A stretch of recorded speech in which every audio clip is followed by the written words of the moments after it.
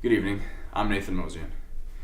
Each year, the Center for Community Engagement and other student-run organizations, such as People Helping People and the Habitat for Humanity, collaborate to create a week-long series of events to raise awareness of the severity of hunger and homelessness in America and worldwide.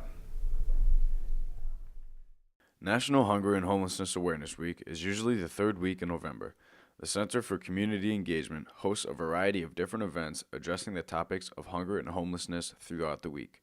Its goal is to spread awareness about the severity of hunger and homelessness both worldwide and in America.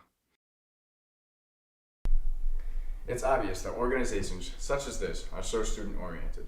Those who participate both inspire and benefit from their time. Student leaders such as Emily Cameron value the opportunity to educate others. My name is Emily Cameron. I'm a student leader at the Center for Community Engagement. This week we've had 6 different activities. We started on Sunday with an event called Hunger 101. It was an interactive event on hunger in Hunger Connecticut. 101 is an interactive program on issues of hunger in Connecticut put on by Connecticut Food Bank. Its goal is to bring light to all of the intertwining issues that make it hard to get assistance with getting food. Students are assigned a monthly budget and a task to buy breakfast, lunch, and dinner for the family that they are assigned for one day. Obstacles such as getting denied SNAP food stamps, a closed welfare office, and greedy supermarkets open students' eyes to the severity of hunger issues in Connecticut. Monday we had the Hunger Banquet, which we partnered with People Helping People and Habitat for Humanity. The Hunger Banquet is all about world issues and like the classes. So, you have the low class, which accounts for about 50% of the population, the middle class, which is about 30%, and then the high class, which is about 20%. Each year, Eastern's Habitat for Humanity and People Helping People host Oxfam's Hunger Banquet. This eye-opening program shows students the unfairness and inequality of food distribution throughout the world. When they enter, students are assigned a personal story as well as a social class and must sit accordingly. My name's Olivia. I'm a junior at Eastern, and I went to the Hunger Banquet. If you're in high class, you are seated at a table, like you get served like a huge meal of pasta and like cookies and salad. If you're in middle class, you get to sit in chairs and you get a cup of rice, you have an option of beans and a cup of water. And if you're in low class, you sit on the floor and you just have rice. They then partake in a roughly 45-minute storyline that details the lives of select real-life people and the struggle they endure to secure food on a day-to-day basis. I think it's extremely important for our students to go to these events because this happens daily all over the world, and without events like this, students might be so oblivious and might never even know. And especially in the Willimantic area, where there's a lot of homelessness and a lot of poor people, we should definitely be aware of the community around us. It's topics within society like these that are so hard to conceptualize from an outside point of view. I met a man living in Willimantic who knew firsthand what life was like living without a permanent residence. He shared his thoughts and perspectives with me. My name is Michael Dowdle. I'm 24. I currently live in Willimantic, Connecticut. And I know what it's like being homeless.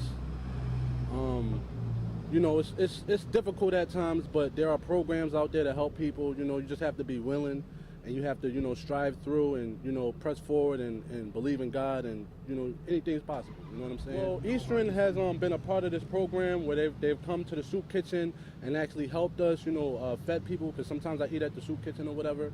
And they, they got some of the nicest students from Eastern, you guys too, you know what I'm saying? So big up to Eastern, we volunteered for Thanksgiving and people were so nice.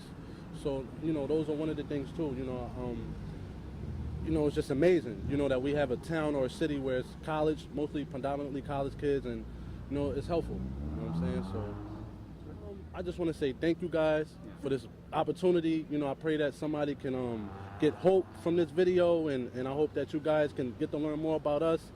And, we're trying to end homelessness, you know what I'm saying? Not keep people homeless. So, with that, man, God bless you, and have a good day, man. Thank you. Universities speak highly of the community involvement and take pride in the efforts they put in to raise awareness on certain issues and help out those less fortunate.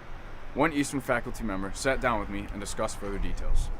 Hi, my name is Kim Silcox, and I'm the director of the Center for Community Engagement at Eastern. Our role is to develop meaningful partnerships with community members to enable Eastern students to volunteer and to apply what they're learning in their classes to real-life experiences. We try to focus our volunteer efforts here in Willimantic and the Windham area because there's a lot of opportunity. We have great partnerships. We have a great number of Eastern students who participate in our programs and who volunteer through other means, also through clubs and organizations, through athletics on their own, and through their classes. Tuesday into Wednesday, we had the Shackathon, so Eastern Connecticut State University's Habitat for Humanity slept outside for a total of 30 hours.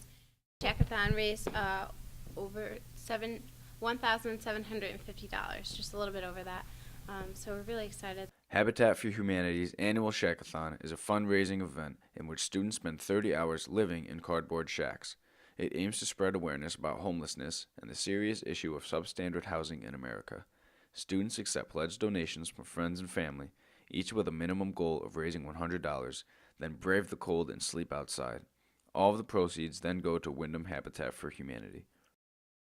This year so far, we have had 747 individual students volunteer, which is a huge number. Last year, to just put it in perspective, for the entire year, we had 1,052 volunteers. Last year, we had almost 13,000 hours of community service performed by Eastern students, and this year we're already at 5,500 hours as of the beginning of December. So we are confident that our numbers continue to grow.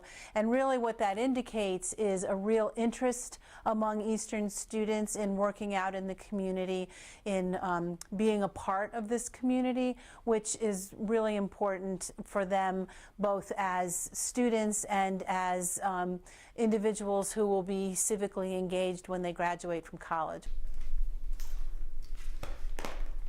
With such a significant presence and growth and involvement among students on campus, it's no wonder that awareness weeks like this are becoming more and more successful among Eastern's population. This event was the What is a Home panel, so the purpose of it was really just to have students come out and learn about what a home is, all the different aspects, and the personal stories. The second annual What is a Home discussion panel hosted 3 experts from different fields on hunger, homelessness, and poverty. Experts on the panel included the current director of Wyndham Novaries Hospitality Center, the president of Windham Habitat for Humanity, and a previously homeless man who is now an advocate for Connecticut Coalition for the Homeless. When you see somebody and the way he got the passion for us, because when I passed for 12 years before, every time when I go in different places, I never see person like Ms. Duffy. The Center for Community Engagement has kept in mind those less fortunate who may not have the opportunity to spend time with friends and family comfortably, especially during this holiday season.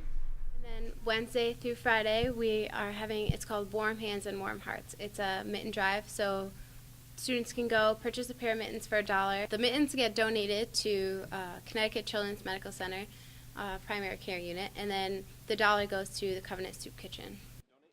Warm Hands and Hearts Children's Mitten and Glove Drive sold pairs of children's gloves for $1, as well as collected donations of new or handmade gloves and mittens.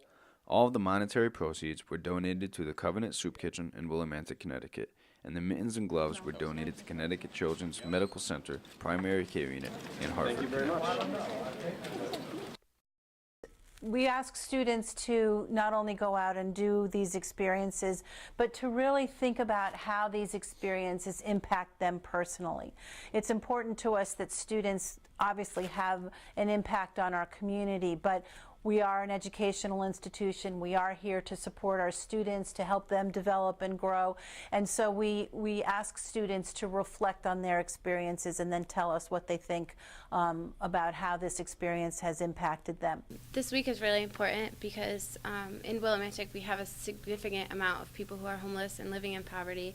And it's kind of vast difference between those in Willimantic who are in poverty and have no home, and Eastern students who sometimes often take advantage, including myself, about you go home and sleep in a dorm at night, and you may not live in the most glorious of dorms, and you complain about it, oh, because my dorm stinks, but at least it's a home, and you're going to school to learn. And this week we really just hope to accomplish to just open everyone's eyes and maybe not make them feel guilty about taking things for granted, but just make them aware that there's a lot more out there and life could always be worse. So that's the kind of experience that we're looking for students. It's not always easy to go into a volunteer experience, and if you can go consistently and work through some of those challenges, then you become more confident in yourself and in your abilities, and you become better at it. People should be looking for our calendar that will be posted by the beginning of the semester, and we hope that they will contact us at cce@easternct.edu. That's our email address, and we can get information out to students about how to get involved. We also have 2 locations. One is in Wood on the 2nd floor, and our main office is in a house on the corner of Prospect Street and Wyndham Street. There's a big sign in front that says Center for Community Engagement, so students are welcome to stop in there at any time to find out how to get involved. The Center for Community Engagement, People Helping People, and the Habitat for Humanity have done a great job of impacting lives around them in the local community. We would like to thank all those who took time out of their busy schedules to help make this video possible and help spread awareness to Eastern students.